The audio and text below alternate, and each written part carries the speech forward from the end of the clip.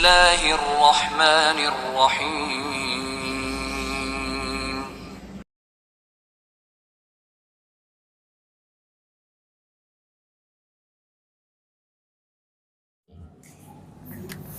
Assalamualaikum warahmatullahi wabarakatuh. Innal hamdalillah nahmaduhu wa nasta'inuhu wa nastaghfiruh wa na'udzu billahi min syururi anfusina wa min sayyiati a'malina. May yahdihillah fala mudhillalah wa may yudlil fala hadiyalah. Asyhadu an la ilaha illallah wahdahu la syarikalah wa asyhadu anna Muhammadan abduhu wa rasuluh la nabiyya wa la rasula ba'da. Allahumma sholli wa sallim wa barik ala Muhammadin wa ali Muhammad kama shallaita wa sallamta wa barakta ala Ibrahim wa ali Ibrahim fil alamin innaka hamidum majid. Amma ba'd.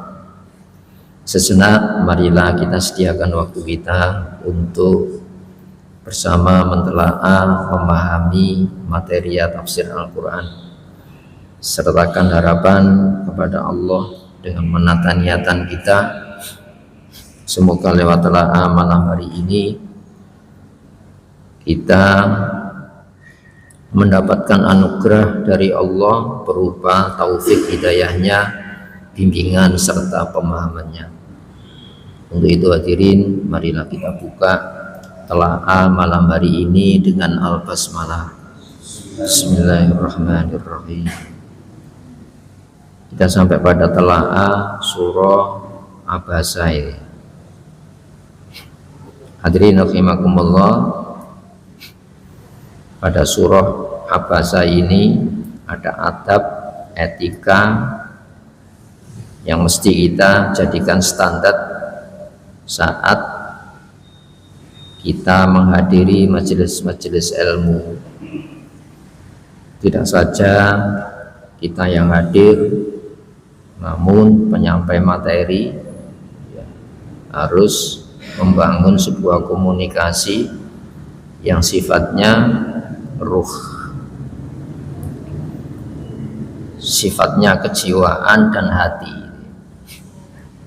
sehingga komunikasi ini supaya tidak tersekat sampainya hidayah di dalam hati manusia, baik pendengar yang hadir di majelis maupun penyampai materi. Apa itu? Niatan baik. Sebab Al-Quran itu disebut tadhkiro, peringatan. Layaknya sebuah peringatan harus sampai peringatan ini kepada audiennya, sehingga harus ada hasrat yang dibangun, yaitu sama-sama kita dapatkan hidayah, peringatan, pemahaman dari Allah. Itu pun bagi siapa yang menghendaki mendapatkan peringatan. Sebelumnya akan dibahas, Rasulullah itu menggunakan pertimbangan nalar. Ada forum yang langka di mana para pemimpin Quraisy itu mau datang kepada Rasul. Harapan Rasulullah, kalau orang-orang yang memegang kunci kehidupan sosial maupun politik masuk Islam, maka dakwah Nabi tidak ada kendala. Sementara waktu itu datang Ibnu Ummi Maktum yang kesempatan beliau itu setiap saat mendapatkan waktu yang luang ketemu Nabi. Sebab kebiasaan mereka orang-orang Quraisy, terutama tokoh-tokoh kunci, pemegang kebijakan, itu tidak mau satu forum dengan orang melarat. Ini ya. Kalau Rasulullah tidak masalah kan. Nah, kemudian Rasulullah ada sikap yang kurang enak. Ya. Sebab dimungkinkan mereka akan lari saat satu forum dengan Abdullah bin Ummi Maktum. Maka Rasulullah dapat itab di sini teguran, jangan bersikap semacam itu. Maka di ayat 12 ini ya, kalla innaha tadhkirah, sekali-kali tidak, innaha sesungguhnya ya pengajaran itu ya, tadhkirah layaknya sebuah peringatan. Yang peringatan ini bukan datang dari sesama kita, tapi dari Allah yang tahu bahaya. Maka niatan kita saat menghadiri majelis-majelis Quran supaya kita mendapatkan hidayah berupa apa? Kewaspadaan lewat ancaman Al-Quran. Itu pun ada hasrat, faman syaa dzakara. Bagi siapapun yang menghendaki, harus ada hasrat itu ya. Niatan untuk apa? Mengingat peringatan-peringatan Allah tadi. Dan ini pengobatan hati. Sebab ruh kehidupan itu sudah ditiupkan oleh Allah. Tapi kehidupan yang terhormat itu upaya. Apa itu? Ruh Al-Quran ya. Jadi ya, jadi Al-Quran kan disebut ar-ruh, yang memberikan bobot nilai kehormatan ya, bagi orang-orang yang mentransfer hidayah-hidayah Al-Quran dalam ruhnya. Ini kan hidayah Allah kan, sehingga sampainya hidayah itu harus dipenuhi. Itu tata niatan kehadir, karena supaya apa? Dibersihkan dari kesalahan-kesalahan. Ada kafarot itu tebusan. Di majelis ilmu itu ada cacat, minimal ya, didoakan alhamdulillahirabbil alamin ya. Kalau lengkapnya ada kafarotul majelis, ada sholawat, doa kan ada sholawat. Nah itu kafarot majelis. Supaya apa? Hambatan-hambatan yang sampainya hidayah Al-Quran ke dalam hati kita itu dibersihkan. Gitu ya. Fi suhufim mukarramah, dalam lembaran-lembaran yang dimuliakan. Makanya Al-Quran itu karim. Karim itu penuh keramat. Wong Jawa muni ya, karma. Karma dari kata karoma kan. Quranun karim itu Quran yang penuh keramat. Karena larangannya itu suci.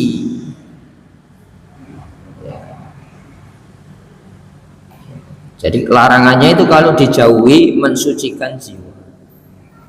Perintahnya itu kalau dijalani itu mensucikan jiwa. Gitu ya. Jadi fi suhufi mukarramah, dalam lembaran-lembaran yang dimuliakan.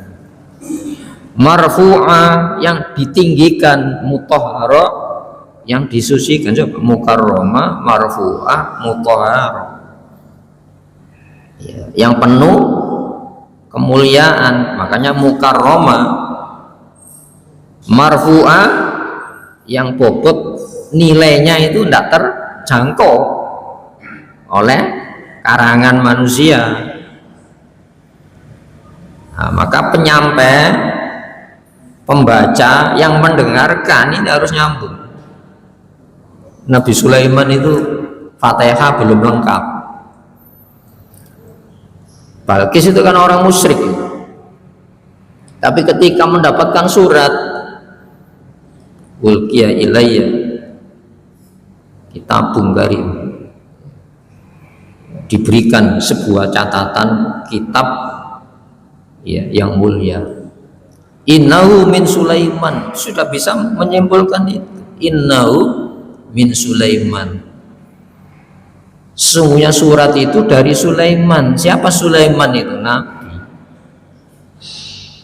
Itu ya, meskipun punya sekretaris yang namanya Asif Burkhiyah, itu Nabi Sulaiman itu kan atas instruksi Sulaiman, mungkin Sulaiman sendiri, sehingga orang musyrik itu hatinya tembus ya, mengakui kemuliaannya bismillah ya. Wa innahu min Sulaiman wa innahu bismillahirrahmanirrahim, baru bismillah itu, karena yang ngirim Nabi Sulaiman. Ibaratnya orang kekeringan ketika dikasih tetesan langsung bereaksi tanah itu. Hati ini seperti tanah, maka harus siap menerima tetesan. Makanya disebutkan air kan, kama in anzalnahu minas sama fahtalata bihil ard, itu ya, seperti air hujan yang jatuh ke tanah, yang tanah itu jadi subur, itu ya. Oh, itu gambaran hati, walaupun memang semacam itu air hujan. Air kan untuk kehidupan. Nah, ketika ditransfer dalam bentuk laku, ada buah perbuatan itu. Jadi sontak Bilqis mengatakan apa? Innahu la kitabun karim, ini kitab mulia ini. Isinya apa? Waktu ni muslimin la ta'lu alayya, itu maknanya apa? Kamu jangan sombong, bersikap tidak butuh. Makanya mukarromatin mutah marfu'ah, marfu'ah itu yang ditinggikan, bobot nilai Al-Quran itu gitu. Maka tidak boleh sombong ketika menghadiri majelis-majelis Al-Quran. Supaya apa? Masuk. Karena air itu kan menuju tempat yang rendah itu. Mana hati yang rendah, dialiri air. Marfu'ah, mutahharo, mutahharo itu yang disucikan. Maka harus datang dengan membawa apa? Kalau ada di rumah tadi rasa tidak enak, mungkin kepada istri, pada suami, buang itu, menghadiri majelis. Nah, itu baru nanti tidak ada penolakan. Apalagi bersikap meremehkan yang hadir, apalagi meremehkan penyampai Al-Quran, tidak boleh. Mutahharah. Nah, itu baru nanti komunikasi hidayahnya nyambung. Orang mengatakan satu frekuensi. Nah, itu adab ilmu ini. Nah, kalau sebelumnya itu sangka buruk kepada yang hadir, sangka buruk kepada penyampai, ya tidak sampai. Mungkin dia pinter, tapi tidak ada berkah kepada pengetahuan yang diberikan. Makanya Al-Quran itu mubarak, wa hadza kitabun anzalnahu mubarak. Mubarak itu yang diberkahi. Ini bobot nilainya per huruf ya. Ini bukan Taurat Injil ini. Itu buktinya apa? Balqis saja belum pernah baca Quran, baru bismillah, innahu lakitabun karim, innahu min Sulaiman wa innahu sampai telumping Bilqis itu mengatakan.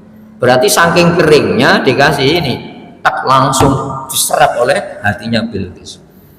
La ta'lu alayya, isinya itu contoh, la ta'lu alayya, jangan kamu bersikap tidak butuh, sombong alayya, atasku. Ku siapa? Nabi Sulaiman. Waktu nih muslimin, datanglah kepada aku, tidak usah saya serang. Tidak usah diserang. Hidayah itu datang apa kita mencari? Kita hadir di tempat-tempat hidayah. Itu ya. Tapi hati itu kalau jinak kepada hidayah, hati kita datang ke Al-Quran, mencolok, hinggap. Makanya Nabi Ibrahim itu, Rabbi arini kaifa tuhil mauta, perlihatkan kepada saya, peragakan ya Allah, bagaimana kau hidupkan yang mati. Itu hati. Diibaratkan burung kan terbang kemana. Hati itu kan gitu kan, ya, kemana sekehendaknya dia terbang. Nah, ini butuh dijinakkan. Itu ya, dijinakkan. Jadi fasurhunna itu jinakan. Makanya hadir ke majelis Al-Quran niatannya apa? Menjinakkan hati. Itu pesan-pesan tersirat pada Abbasah. Itu ya. Fasurhunna ilai, taruh di pucuk-pucuk gunung itu. Sumat uhunna, kemudian panggil. Nah, ibaratnya Rasulullah itu yang memanggil. Apa yang dipanggil? Hati kesadaran. Ya, yaktina kasaya, segera hadir. Jadi hati itu hadir ke hidayah. Penyampai itu ada supaya apa? Ngundang, sama-sama mendapatkan peringatan. Maka tembus, padahal musyrik. Kita kan bukan musyrik, kok tidak bisa tembus?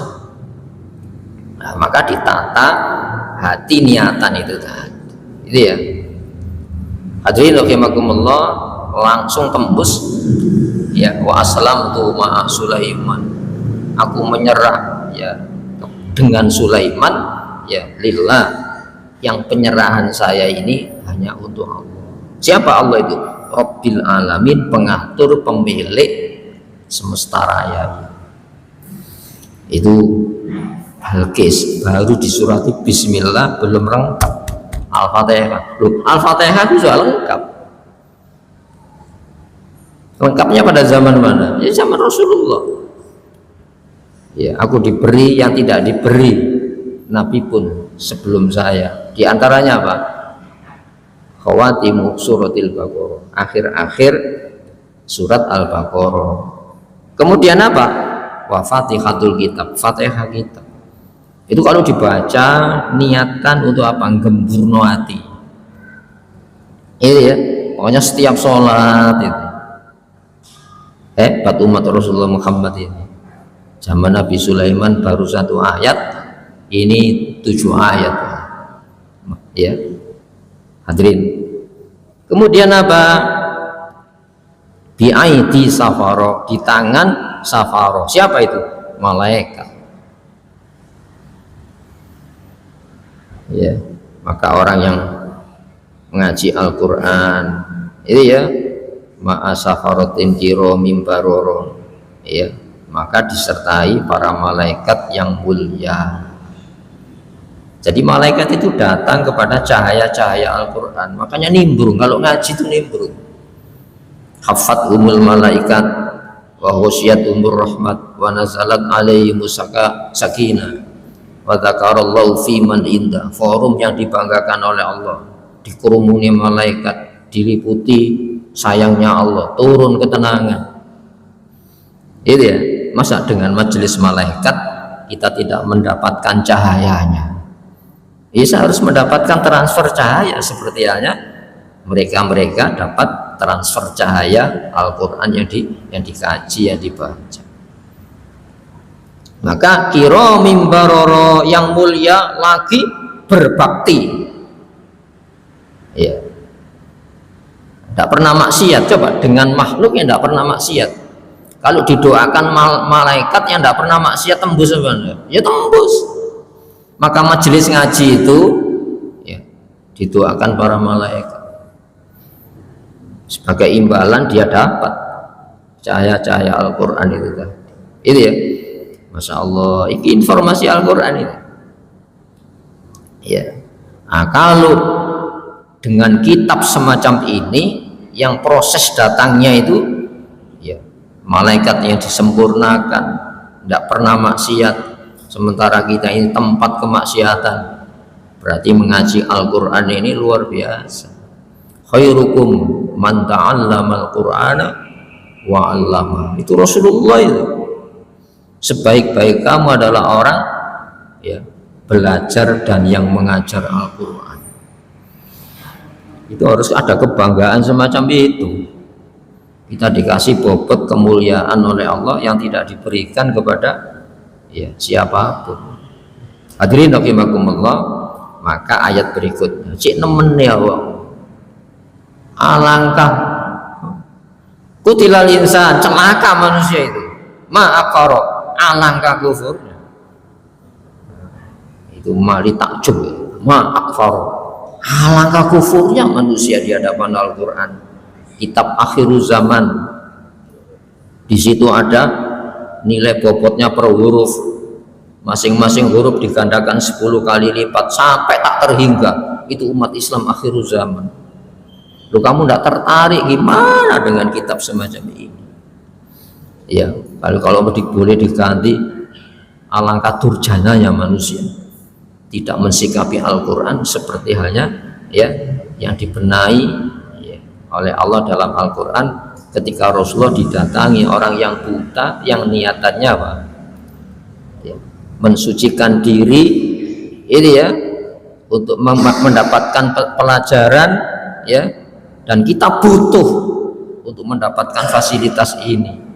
Adapun amamanistaghna, adapun orang-orang yang tidak butuh mendapatkan fasilitas ini ya, fa'anta lahu tasadda, kamu itu menghadapinya dengan serius. Berarti apa? Kita harus serius menghadapi Al-Quran. Makanya wa idza quri'al Quran fastami'u, bukan fasma'u itu. Kalau dibacakan Quran serius mendengar.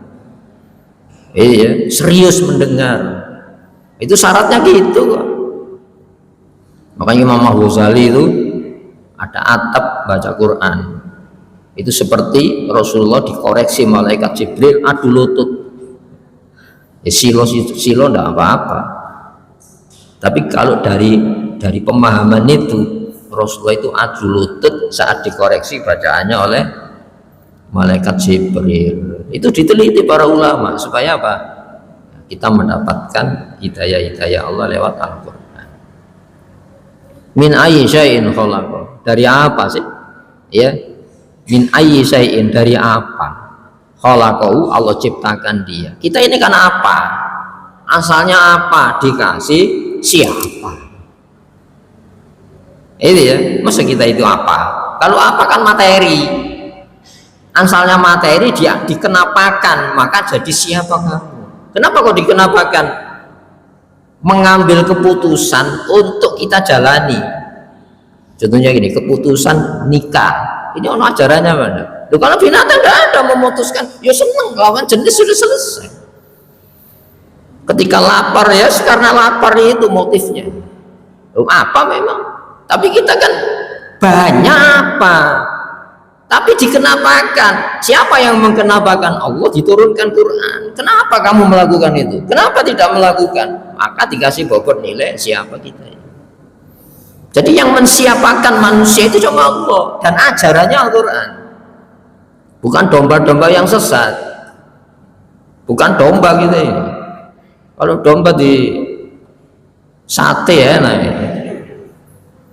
Sampai kikilnya juga enak ya. Nah, kikilnya manusia buat. Maka ya, dari bahan apa? Yang menyampaikan Quran, bobot isi Al-Quran, penyampai Al-Quran Rasulullah. Maaf, alangkah kufurnya manusia di hadapan Al-Quran. Min nutfatin, dari mani, sperma, khalaqahu, Allah ciptakan. Faqaddarahu, maka Allah menentukan kadarnya. Dikasih kadar bobot kita ini dengan Al-Quran. Hanya manusia yang dikenapakan. Iya, hanya manusia yang dikenapakan. Binatang tidak dikenapakan. Kenapa kamu kok dengan betina. Ya memang biologisnya gitu. Tapi menyalurkan hasrat-hasrat biologis, saya butuh sandang pangan papan. Ketika saya memutuskan untuk mengambil, caranya siapa? Itu baru siapa kita ini. Jadi yang mensiapakan kita itu Allah, Masya Allah, bukan manusia. Ya, jadi ada kodar-kodar yang harus dipenuhi, kodar larangan. Ojo tinggalkan, kodar perintah jalani. Itu kodar-kodar keselamatan. Ini ya, kodar takdir hikmah. Kodar itu keputusan. Pernah kita memutuskan jadi manusia? Bahannya sama deh. Uji lab bahannya sama, spermanya binatang sama. Oh, jadi manusia siapa? Bahan cairnya sama. Ini ya, maka ketika kita dijadikan manusia ada kodar ketentuan. Kalau kamu ingin selamat, ketentuannya ini. Kalau kamu ingin selamat, ini kodar-kodarnya, kodar larangan. Ojo, kodar perintah jangan tinggalkan, kodar larangan jangan lakukan. Ini ya, dan itu pilihan terbaik. Ya, jadi kodar-kodar ini harus kita penuhi. Sebab apa? Saya ini dikenapakan. Kenapa? Saya bukan apa tapi siapa gitu. Hadirin rahimakumullah. Summa kemudian as-sabila jalan yasarahu, Allah memudahkannya. Masya Allah, sel telur ini dibuai di dalam rahim. Ini seolah-olah rebutan ya. Enggak, yang cocok dengan rahim ini jinak ya. Dibuai di sini. Nah, maka kodar Allah itu cocok dengan saya, dengan kita. Larangan Allah itu cocok kanggo menungso, untuk tidak. Perintah Allah itu cocok untuk manusia, untuk dilakukan. Itu kodar itu. Nah, kalau kita jalani takdir itu setelah peristiwa. Kalau saya ngambil larangan ya celaka, takdirnya celaka, larangannya diambil. Itu ya. Itu mulai bahan ini aja memenuhi kodar. Yang jinak kepada ini dipilih, podo jinai. Ini ya hidayah Allah ya. Summa sabila yassara. Kemudian jalan Allah mudahkan. Kenapa dimudahkan? Podo jinai kok. Sel telurnya jinak dengan rahim. Ya enggak jinak ya mati. Kemudian apa? Summa amatahu. Kemudian Allah mematikannya. Fa'akbarahu, dan dia menguburkannya. Apa yang dikuburkan? Jasad. Tapi banyak orang-orang yang mengubur diri sebelum jasadnya dikubur. Berarti apa? Kubur berjalan. Kenapa? Tidak ada panduan Al-Quran. Makanya disebutkan ya, orang itu mati ya, orang-orang kafir itu mati. Apa mati? Ya tidak pernah dikasih konsumsi jatah kehidupan, memposisikan dirinya layaknya apa bukan siapa. Dia tidak pernah mendengar dikenapakan Allah seperti binatang. Ulaika kal an'am, mereka itu layaknya seperti binatang ternak. Balhum adall, bahkan jauh lebih sesat. Kenapa? Dikasih pengetahuan tapi menolak pengetahuan dari Allah. Dikasih alat untuk mencerna pengetahuan tapi tidak difungsikan. Summum bukmun umyun tuli bisubuta. Jadi mendisfungsikan fungsi-fungsi untuk hidayah. Itu yang dituntut oleh Allah. Makanya ahli neraka itu keluarnya apa? Lau kunna nasma'u au naqilu ma kunna fi ashabis sa'ir. Andaikan saya itu serius mendengar apa yang didengar, ya, tazkira, peringatan-peringatan Allah. Au naqilu, atau saya cerna dengan akal ini untuk mencerna. Ya, ma kunna fi ashabis sa'ir, dapat dipastikan saya ini bukan penghuni neraka. Berarti apa?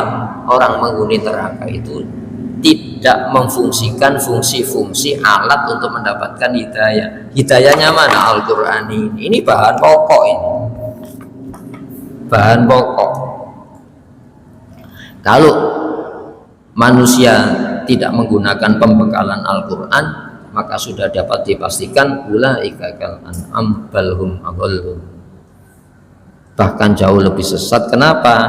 Akalnya disalahgunakan untuk ngakali. Ngakali kan negatif, diakali negatif.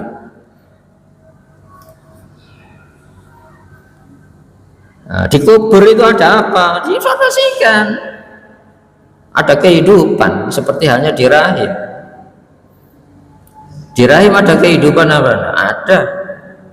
Yang dominan adalah sayang, yang disebut rahim, sayang. Nah, di kubur itu ada kehidupan yang penuh dengan sayang, seperti halnya ketika Allah belum memasang alat-alat kesadaran, tapi manusia bisa mengatasi kebutuhan hidupnya. Itu Allah yang dominan. Apa dikira janin itu tidak makan? Ya makan. Dibuang kemana limbahnya? Ya, ditiru oleh para astronot ini. Pakai pampers yang kotorannya itu kalau keluar jadi kristal. Allah alam. Dikasih makanan, ya, bukan seperti makanan seperti tablet itu aja. Infus, masa tidak percaya infus? Kita pernah diinfus makanan-makanan yang dimakan oleh ibu kita, ya, disaring, maka janin membesar jadi janin sampai layak untuk keluar. Itu tanda-tanda keagungan Allah. Allah itu sudah berbuat sebelum Allah menyuruh kita berbuat. Apa itu? Difasilitasi kehidupan saya di dalam rahim saya, rahim ibu saya.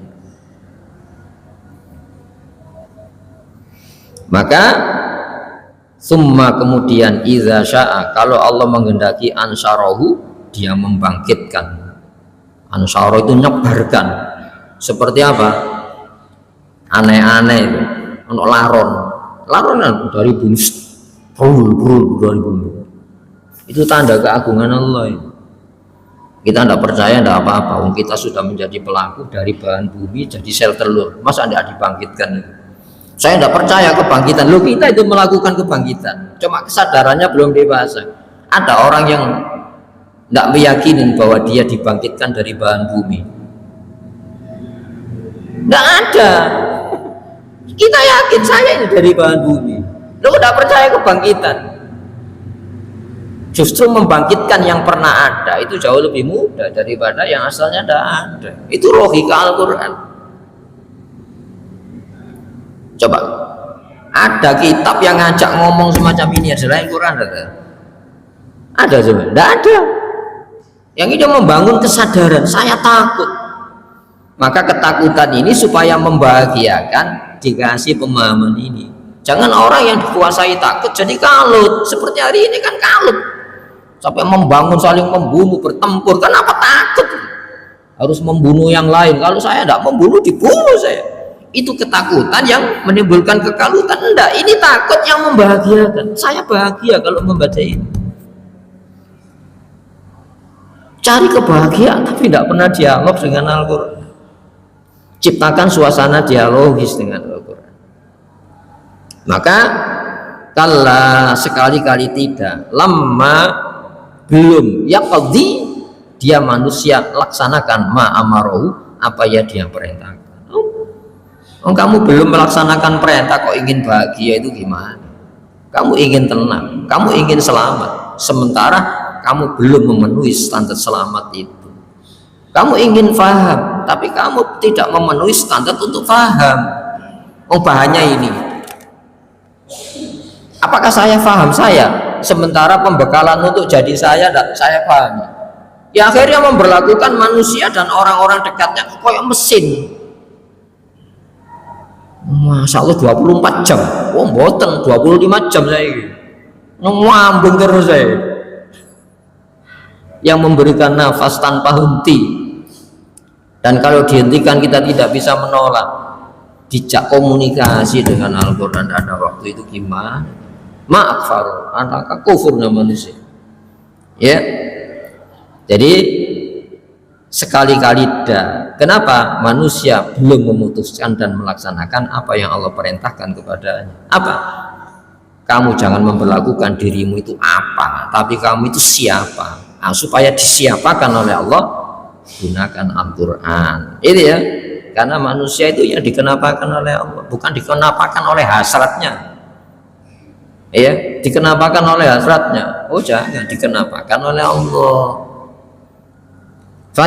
Falyanzuril insan, hendaklah manusia menganalisa, memperhatikan dengan serius ila ta'ami, ya, kepada makanannya. Bahan makanan dari mana? Masa lawung tumbuh tanpa disiram? Anna sababnal ma'a sabba, bahwasanya kamilah yang telah mencurahkan air sabba dengan melimpah. Dengan air ini ya, makanan kita disiram, maka bumi yang tandus mengeluarkan biji-bijian. Kamu yang menumbuhkan atau saya dari Allah? Kamu kan hanya menanam, yang menumbuhkan siapa? Bapak saya menanam benih di dalam rahim ibu saya. Masa benih di telok ya? Jadi saya, masya Allah. Diri kita ini benih, dan benih itu di dalam air itu. Masa itu bukan sebuah keajaiban di dalam kehidupan ini? Ya, summa syaqaqnal arda, kemudian kami belah bumi, syaqqa, ya, dengan belahan yang sebaik-baiknya. Ada yang memasang kamera, benih, keajaiban benih, masya Allah. Lebih ajaib benih manusia, masya Allah. Saya tidak mengontrol diri saya, karena apa? Saya waktu itu masih benih. Masa saya tidak percaya saya pernah jadi benih? Siapa yang merekonstruksi saya ketika saya? Siapa yang ngawal itu? Jadi tulang.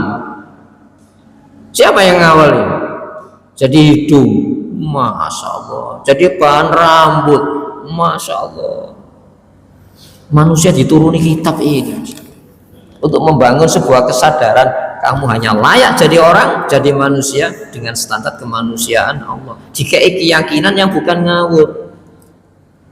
Makanya di dalam Al-Quran iman belum tentu menyelamatkan. Fa'in amanu, kalau mereka mempercayai bimisli, seperti persis ma'aman tumbih yang kamu yakini, faqotih tahu. Mereka dapat hidayah. Bukan sekedar percaya, tapi standar percaya itu ada standar Al-Quran. Orang Kristen itu percaya akhirat apa enggak? Percaya tobat apa enggak? Percaya. Tapi apa tobatnya diterima? Standar pemahamannya salah. Ini ya. Jadi kalau mereka itu percaya persis dengan percayanya kamu kepada Al-Quran, faqadih tahu. Mereka dapat itu. Fa in tawallau, kalau enggak mau standar Al-Quran untuk mempercayai siapa saya ini. Ini ya. Apa atau siapa kita ini? Ada yang mengenapakan apa enggak kita ini? Kalau enggak, salah itu. Fa in tawallau fa innama hum fi syiqaq. Kalau mereka tidak persis dengan percaya yang dibangun oleh kesadaran Quran, mereka itu dalam perpecahan. Akhirnya silang sengketa kan? Royoan standar kepercayaan. Menurut aku aman, ternyata enggak aman. Itu ya. Menurut siapa supaya aman? Supaya menurut Allah. Itu ya. Fa'ambatna fiha habba, lalu kami tumbuhkan di dalamnya biji-bijian. Habba itu benih. Nah, kalau tanaman ya tiap hari kita saksikan. Loh, kita ini benih, kita ini buah dari benih-benih mineral bumi. Masya Allah, Al-Quran. Wa inaban, anggur, wa qadba, sayur-sayur, biasa itu yang kita minum, yang kita makan, jadi lodeh.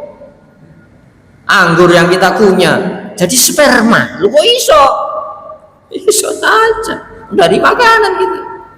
Masya Allah, tidak ada kitab yang mureh seperti Al-Quran.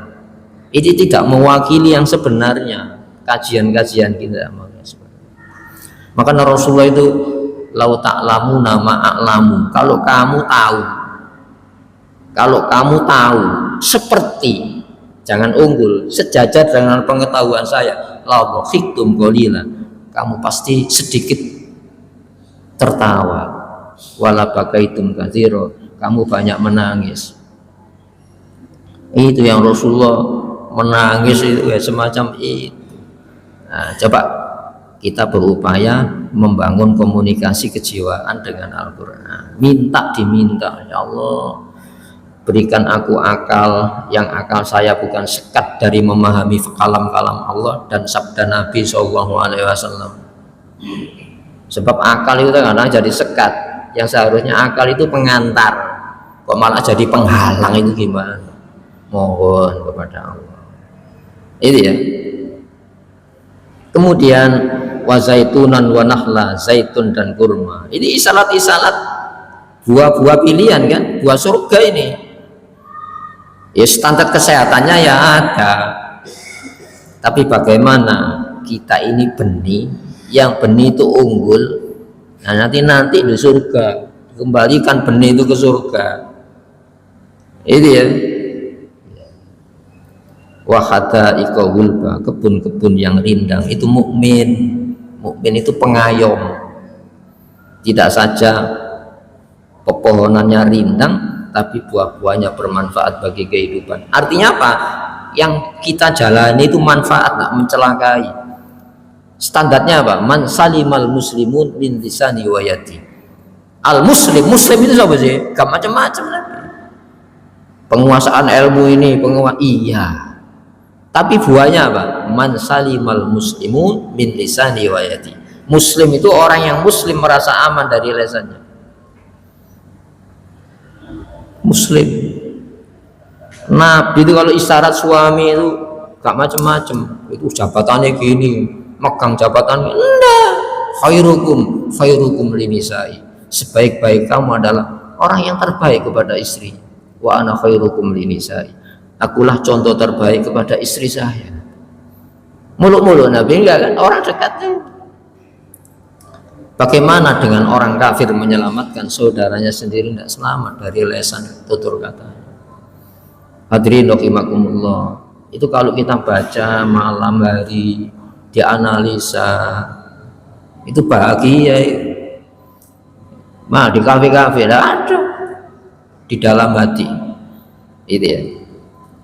Maka wa fakihata wa abba, buah-buah dan rerumputan.